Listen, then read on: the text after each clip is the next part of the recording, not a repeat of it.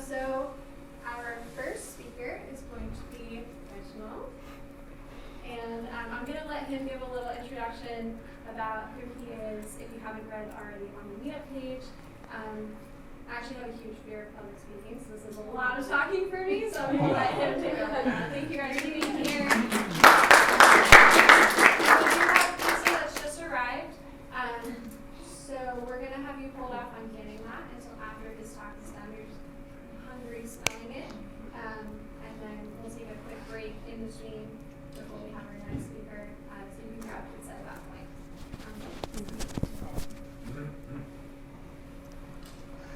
All right, good evening, guys. Good evening. How's everybody doing? Good. I'm Reginald Parks. I'll give a little bit of introduction in my presentation, but today I'll be talking to you guys about creating a successful starter website for your business, or just developing a good starter website in general as well for some of you who may be developers or entrepreneurs in different ways. So I just want to talk about that. See if this, not sure if this clicker, which, no, that will not. Probably just come over here and tab from time to time. All right, so I'm really going to talk about some of the key elements that will make your website stand out as well as work for you as some of you guys as business owners. And then also just talked about how as a developer, some of you guys are developers, or some of you guys may be the business owner and the developer, of course, and how you may want to think through what is important for a business website. All right, so you might think, who am I? And this is my little introduction. I'm originally from Raleigh, North Carolina. I went to North Carolina State, where I graduated there, and then I got my MBA here in Orlando at a hybrid program at Herzing, actually. And then I went back and got my marketing strategy certificate from Cornell. I'm the owner and creative director of Reality Marketing Group, based here right in Orlando. I have 8+ years of marketing creative. I actually started a small business online video kind of YouTube channel called realtoptips.com. So definitely check that out as well. We talk a little bit about more of the topics like this we'll talk about today. And I build businesses, brands, and online presence. And I've done over 100+ marketing and web design projects over my time as an entrepreneur. So just some of the different brands that we've worked with here in the area, from development, video. Most of these are website items as well, and user experience and things like that. Some may be familiar to you guys. So definitely want to make this an interactive thing. So if you guys at any time feel like you want to raise your hand, ask a question, don't wait to the end. Feel free to say, hey, I want to kind of review that or take a screenshot or whatever it might be. So I wanted to know who you guys are, like who is marketers in the building, who are entrepreneurs just starting. I was hearing your conversation back there. A student who is maybe looking to be an entrepreneur in the near future. Are there any business owners? We've definitely met you. Business owners, web developers, general WordPress users. Okay. Some people who are just trying to learn about WordPress. Okay. Awesome. So definitely want to make sure that this is a conversation with you guys about how to make sure that your website is aligned with the business that you're looking to showcase, market, and continually bring in clients on. All right, so this may be you now. Some of you guys may be kind of in the beginning stages. This is from Dragon Ball Z, in the kind of beginning stages of his ongoing journey. He's a black belt, he knows what he's doing, but moving forward, he may not be exactly where he's gonna be at the end. He may not have made it to Super Saiyan just yet when it comes to continually building his business online and building the website. So this is you now, and hopefully by the end of the presentation, you will make it to the end stages where you're Super Saiyan and you know exactly what you can do, or at least I can get you started to head that direction. So, main thing people always say is don't F this up, right? Just don't F up your website. Don't, whatever the word may be for you guys. But don't F this up. But in our case, we kind of want to F this up a little when it comes to making sure it's all good for your business. And let me tell you what I mean by that. Here's the F's that I kind of went through. I always like to have different words different ways so you guys can remember as well. I want to make this as simple as possible for you guys developing your business and developing your online presence. These are the 4 F's that we're going to talk about. So we're going to F this up a little bit. We're going to F your site up a little bit. Functionality is going to be key for building your great website for your business. So we're going to go a little bit in depth about functionality. We're going to talk about the different features that need to be on your website or don't need to be on your website. That'll be positive and negatives there. We're going to talk about the front end, which is very important, of course. That's what your clients are going to see, your potential clients, and what you're going to be actually building out for them to see. And then we're going to make sure that your website and your business website is built for the future. A lot of people are building sites that aren't even good for the present sometimes. So we're going to make sure that you're building them future-proof and make sure that they're being built out in a way that your business can continually grow.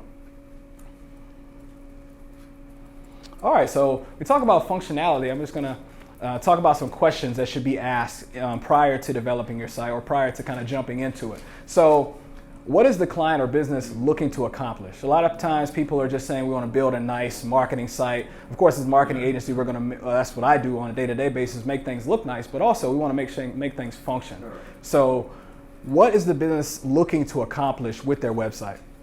And then who is the client's business target user or audience? So we're not going to build an Elmo site that has all these adult words and adult, things like that. So we want to make sure that we're building it towards who the client or end user will be for the website. And that's what kind of speaks to functionality. And then what kind of things, function-wise, will actually speed up them achieving those goals that they're looking to accomplish. So we want to make sure that in functionality, you think about those 3 questions when you're attacking the initial portions of your website. I know I'm going to probably be zooming through some things because I got a few minutes with you guys.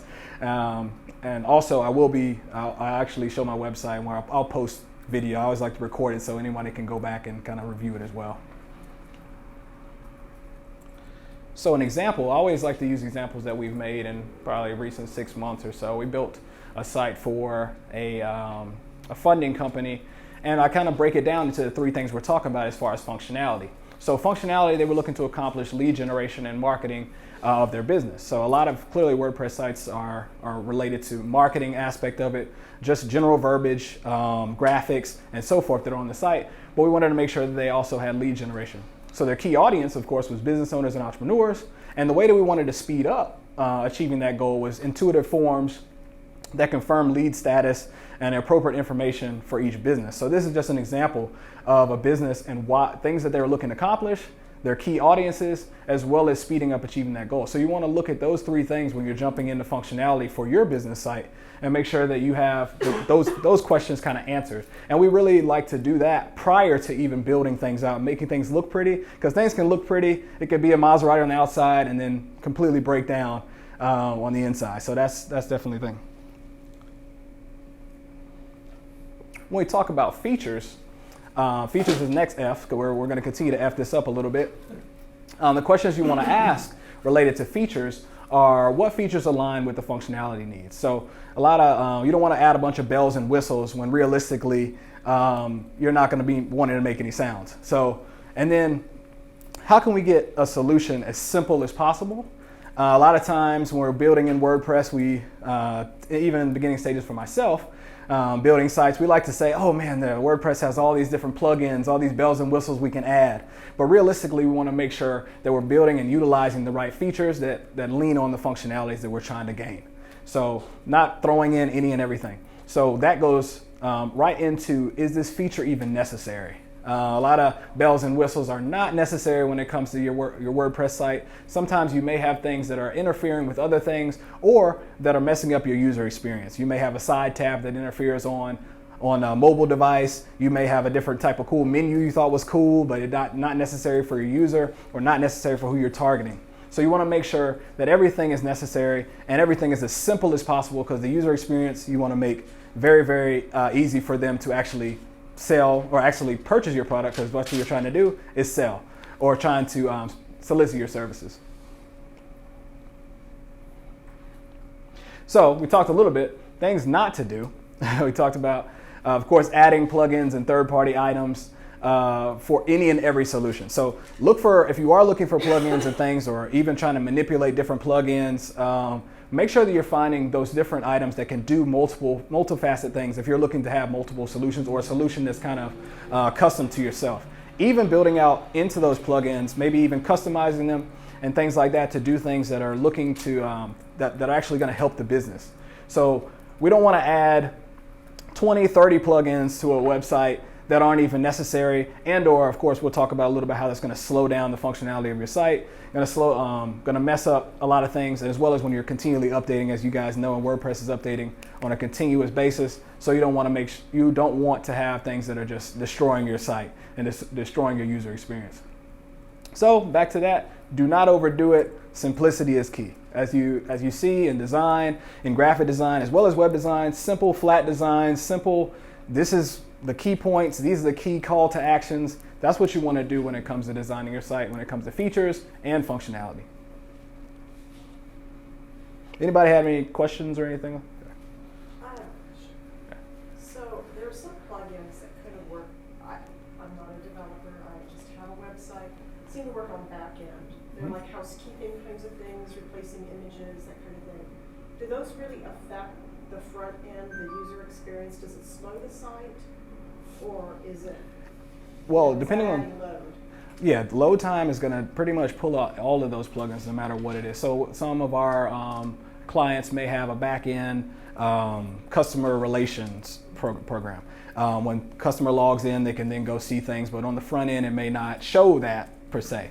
But yes, it's going to be pulling all of that. So you're going to make sure that that everything on the back end, or what you see as the back end, when you're logging into your WordPress instance, is something that's compatible and that makes sense, and that all the features align what you're trying to do. Because realistically, the front end is some of that stuff. What you're seeing and logging into is that's not even that far into it. When you go into the files and things like that, that's when it's really, truly the back end, you know. Yeah. All right. So I just wanted another example for an e-commerce site. So just going through the 3 or 4 questions we asked, the key feature here for this particular, this was a spa in Atlanta that we built out website for. The key feature they wanted to add was e-commerce.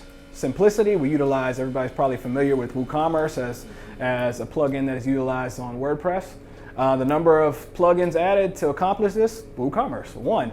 We utilized that and utilized the features within it and customized it in a way that aligned with the way that they wanted their business to function. We didn't want to use 10 or 15 different things, add-ons to WooCommerce and so forth, and maybe slow down the site or maybe mess up the user experience. We wanted to use that thing. So don't be afraid to keep it simple and allow marketing on the site to kind of speak for itself. And this helps load time, like we just talked about, cleanliness, and site performance. So any and all of that stuff will. And also, when I share this, I'll share a link to kind of the different things and different features you might want to have, as well as just talking about kind of how it's not about the number of plugins and add-ons, but it's about the quality. Of course, as you guys know, in the WordPress community, there are a lot of third-party things, but there's things that are on WordPress.org that are going to be things that are continuously updating. You always want to get the best stuff too. I have a question. What's the advantage of WooCommerce over like the PayPal shopping cart? Well, WooCommerce, to be honest, when it comes to e-commerce, and I'll talk about some of the things that I utilize, it has pretty much any and everything that you will need when it comes to e-commerce purchasing. It even has integrations with, and you can always, manipulate it as well to connect with things like Amazon. We have clients that are using Amazon Shop that integrates with their WooCommerce. But WooCommerce has pretty much, like I stated about features, it has just about everything you'll need to have an online store. And you won't have to worry about, the look, feel, you have all of that. You won't have to worry about the functionality, you have all of that. And it also aligns and utilizes things like PayPal and leverages all the different payment platforms, including Amazon Pay, any and everything. Stripe is a very big one as well. So.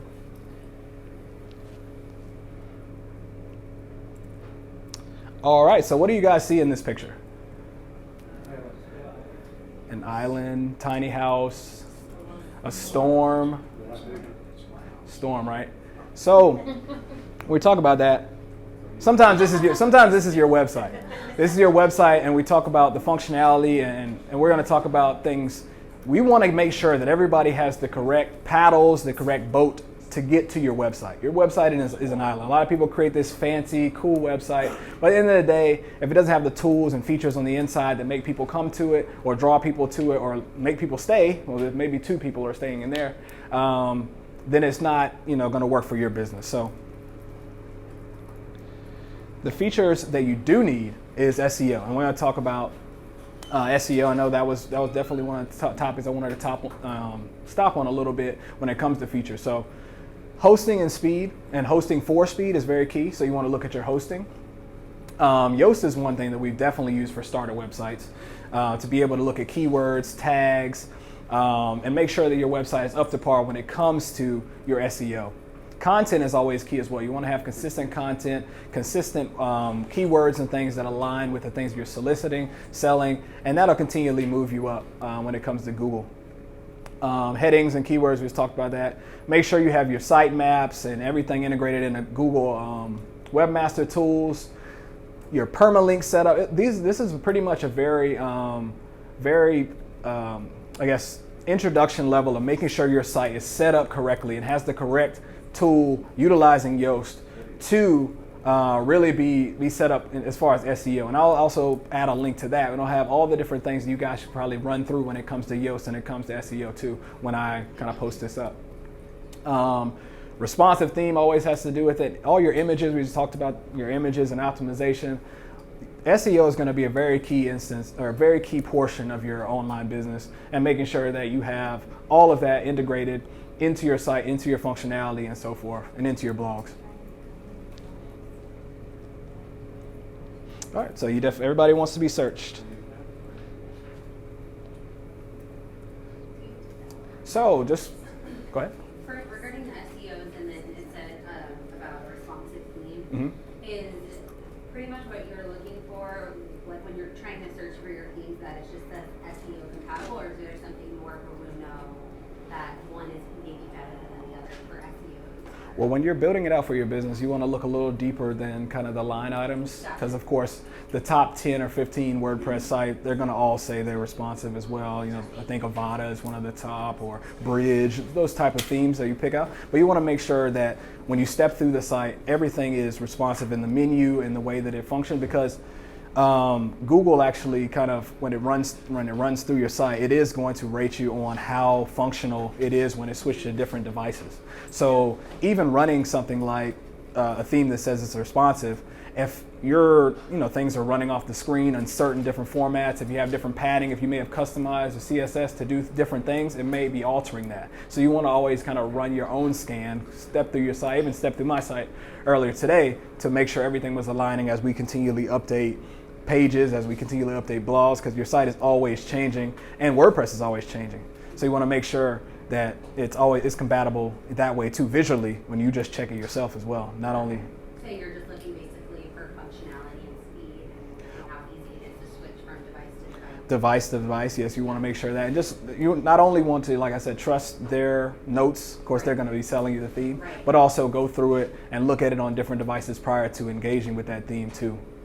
So do you see a big difference between the free themes that say that it's functional with SEOs and the ones that you pay for? Is there a big difference with regard to that? Honestly, I wouldn't suggest using free themes on your business. Yeah. I would definitely do one of those that actually have a lot of those paid themes have a lot of different integrations and a lot of different plugins that already come with it that are going to be very useful in the dynamics of your site. So I would definitely splurge for $49, $59, or however high it's going up, and utilize those type. And those are popular for a reason, because they are very useful when it comes to SEO, when it comes to that. Okay, I just wanted to make sure there was like an actual difference.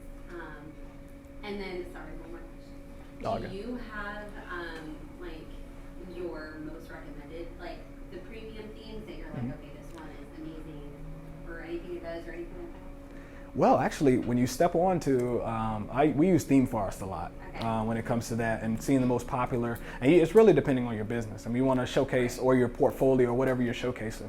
So aesthetically, you're going to look at that, and then also step into their features and what you're gonna be able to do with it, as well as SEO. So it's all gonna be dependent on you. Honestly, Theme Forest is going to tell you what the most popular are and what the most useful are, depending on what you're trying to do sometimes.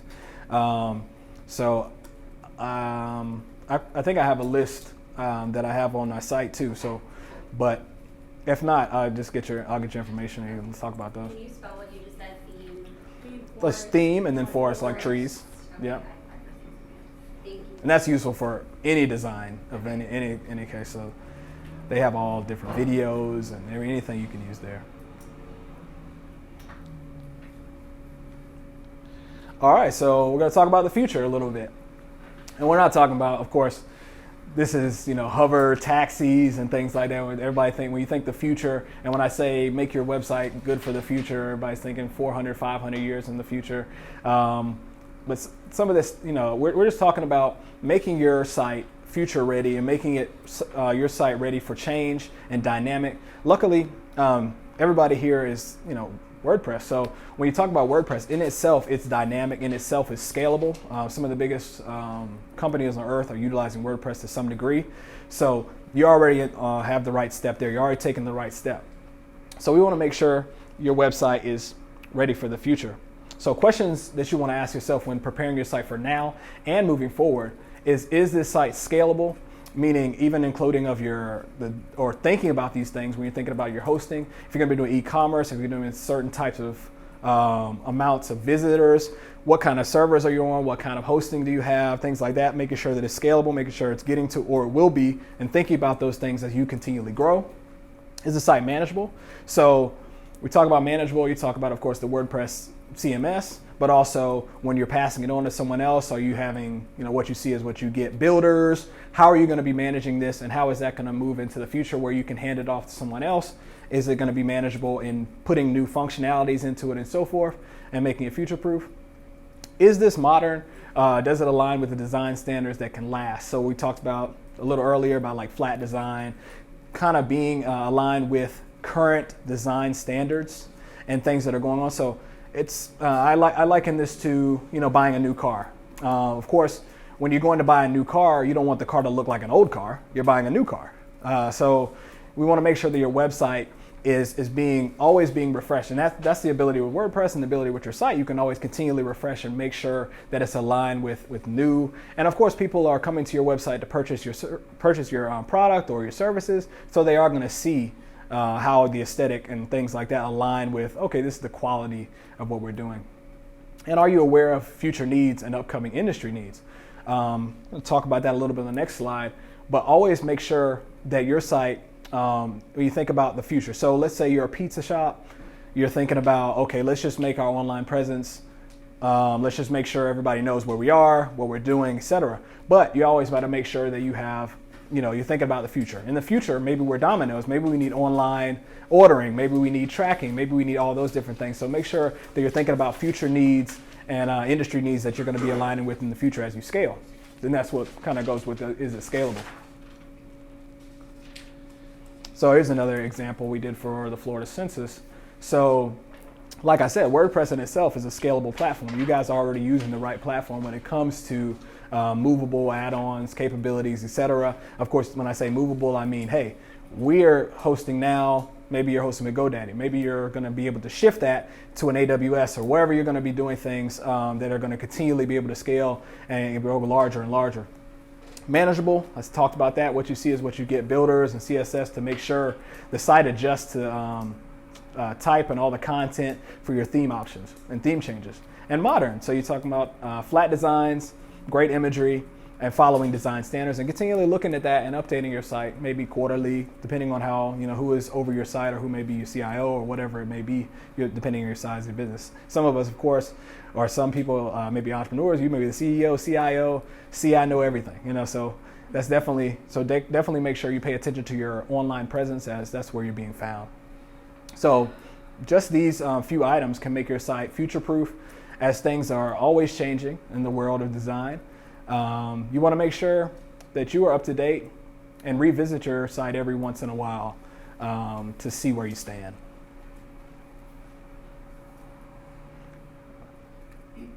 So I just talked about kind of an example there, and different industries and things that have changed over time. So like I said, a pizza shop, online ordering may be something that you want to make sure that you're capable of scaling to, depending on your hosting and things like that. Booking sites, so your book, you maybe run a location, or you want to book different people or different clients or different weddings or whatnot. So you want to make sure that your site is set up for that, and your hosting and everything is set up to be able to do that as you continually scale, because everybody here wants to be a billionaire in their business, of course. So you want to make sure it's continually scalable and continually moving with those trends. And these were just trends and items that companies had to plan for and think when starting their website. They said, okay, we're going to start a location, but in the future, you're always thinking in the future. Now we're going to have booking on our website. These are just examples I found, of course. So we're going to go F it up a little bit. We talk about functionality. Who could tell me the next F? Who's effing ready? All right, so we're gonna functionality. We're gonna make sure we have the correct features. We are gonna look at the front end and make sure, as far as the way that it's designed and look to be aesthetically pleasing and aligned with your company and the way that your company is showcasing itself and content. And we're gonna make sure it's future-proof. We're going to make sure that it's built in a way, luckily, like I said, everybody here is on WordPress, that is a scalable, kind of a continually growing community and future-proof platform, and make sure everything is correct there. So we're going to go F it up for our businesses. And here's just a little bit, and we talked about this, I talked about this just a little bit, and we luckily got to talk to you guys about little questions you had. Why websites are not coming out the way businesses intended. And luckily, or hopefully, you guys took a little bit of things from that, what I just went through. But some businesses are just not taking function into consideration over aesthetic. They're building pretty sites that don't do anything, that don't bring people to the location, that don't actually take in data, don't have functioning forms. I know you go to a lot of websites, or you may go to sites that of companies that are large, or that you really want to deal with, and you have functionality issues, you have user experience issues. And a lot of companies are just not taking function into consideration over aesthetic. And then they're not selecting the right team to develop themselves, or taking the time like you guys are right now to actually learn how to build out those sites and how to do it the right way, or how to step through the right processes and thought processes to build it out. And just not having the right business development perspective, making it something that's actually going to be helpful for the business rather than just something that's going to be nice online. They're overdoing it. They're making complicated solutions for simple problems. They're taking 3 rights instead of just going, just standing where they are. So that's one thing. You don't want to make sure you overdo it. Making sure it's simple. Make sure that it's something that is simple for the customer or the potential person on your site, as well as simple for you to upkeep and simple for you to continually grow. And not creating it for the future and scalability. Always think about it. Always sit down and evaluate your site and look into where are we going to be in the future? What are we looking to do next quarter? What are we looking to do as far as marketing to connect this to our marketing efforts and so forth? And where are we going to be growing in 2 years, 4 years? How do we evaluate that when it comes to our website and scalability? So recap, we're going to F things up. Don't do too much. Make sure you're creating a business solution and not just a pretty marketing piece. So that's kind of a synopsis there.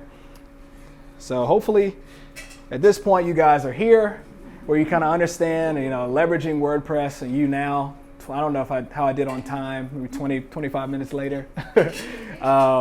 You guys are kind of in a way where you're charged up, you're super saiyan, you're ready to go. When it comes to WordPress and when it comes to utilizing and you're going to F up whoever is over here you're looking at right there when it comes to your business and it comes to building out your online presence. So everybody, definitely, if you can, connect with me on LinkedIn. That's my name. Everything is Reginald Parks. So if you reginaldparks.com, Reginald Parks, Twitter, and everything.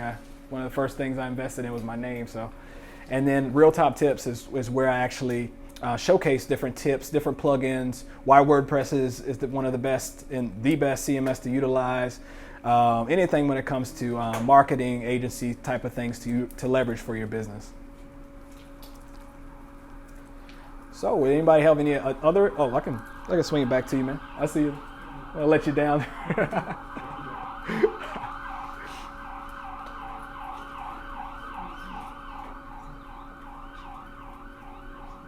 All good. Any other questions? Or I know we have a little bit of time left. The next speaker. Any other questions? I know that's why I like to have questions in between so we can kind of go as soon as you have it on your mind. If there aren't any other questions, thank you guys for allowing me to speak with you, and hopefully you did.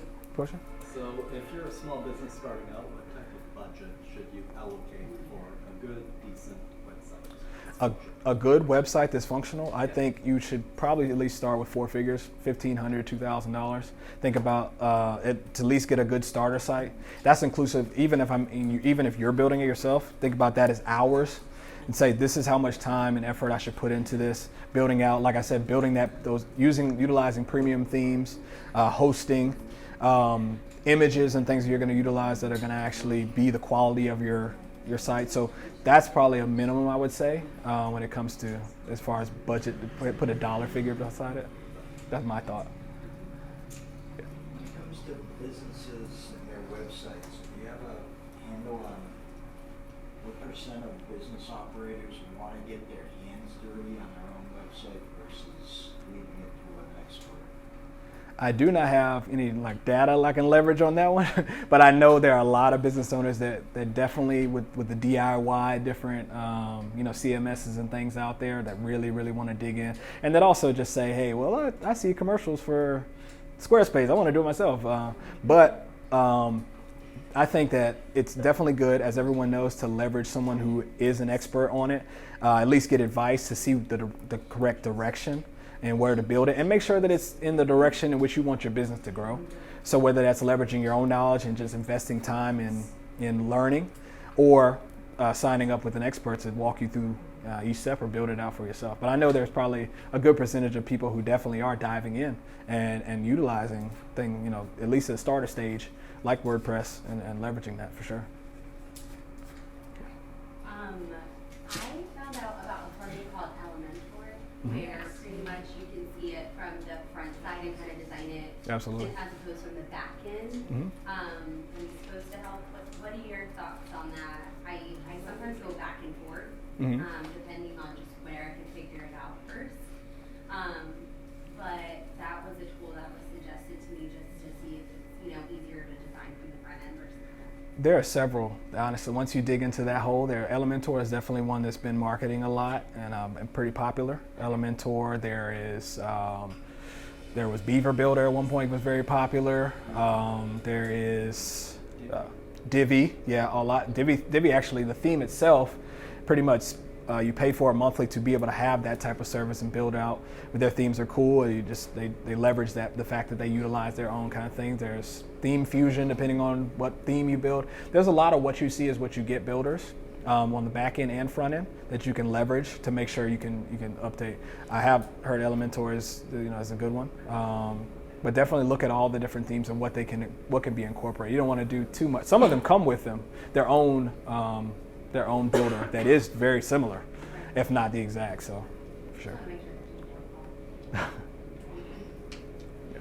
the way to do Elementor, I saw a post in a Facebook group about people who use Elementor, and they said one of the function the team changed it, and people were complaining about it. It kind of makes me worried that the whole reliability of using WordPress website, we're relying on the theme and plugins other people created. Some plugins are really has good reputation throughout the year, but things like if we really want to have a good template using I don't know, as long as the team changed something, the whole website just. Yeah, I mean that's the thing with you, community based. So you're talking about using WordPress and always continually updates, and that's the thing we talked about leveraging too many plugins. When things are always changing, let's say 10 things. Let's say you're using 20 or some number that's too high on plugin wise. If one thing changes that doesn't interact with the new update for WordPress, you never know what's messed up. You have to go in and kind of play around with that. But that is that is something that scares people when utilizing WordPress. The issue, or the thing to do always, is to make sure that the plugins, of course, are certified there on WordPress.org usually, and then also kind of look at the ratings and look at the most recent updates and make sure that it is aligned with the most recent update of WordPress as well, or most recent instance of WordPress as well. So that way you can see, okay, this has been updated last month. They always have continual update. They'll usually have the ongoing, updates that they've been making. They also will talk back to individuals in the WordPress community. Those are the best type of plugins to utilize. And then always you leverage child themes, which I also talk about a little bit on my site. So leverage that. So if something, let's say a theme completely updates, if you're leveraging that child theme, it won't necessarily it'll take all the CSS and items that you utilized, and won't change it every time there's an update or every time there's a change on the theme or something crazy goes on with the person who originally built it out as well. So it's just the ways you can kind of leverage it, for sure. You can also control the damage by having a staging site. Definitely always have a staging site initially, and for sure when you're building out your site to start, definitely have a staging location. Then once you're all good to go, test it on all different platforms, test it on every different browser, test it on every different device, and then be ready to go. Definitely leverage that when you start. I use it even for updating plugins. Mhm. I can push it to the staging site, do the updates, make sure it's not broken in any way, nothing's conflicting, if it's fine, I can just push everything down. Yeah, absolutely. That's a good one. I got burned too many times. Yeah, I mean, there's several things that people see. They're like, that could be a cool, or they hear about it, or it's just on Instagram or something, and it pops up and it's everywhere. This new cool thing to use for your business, and it may not really talk to everything that's on your website or your current theme or whatnot. So you want to make sure that you are, making sure that you test it out and make sure you read reviews and leverage this community we've built of WordPress developers. So.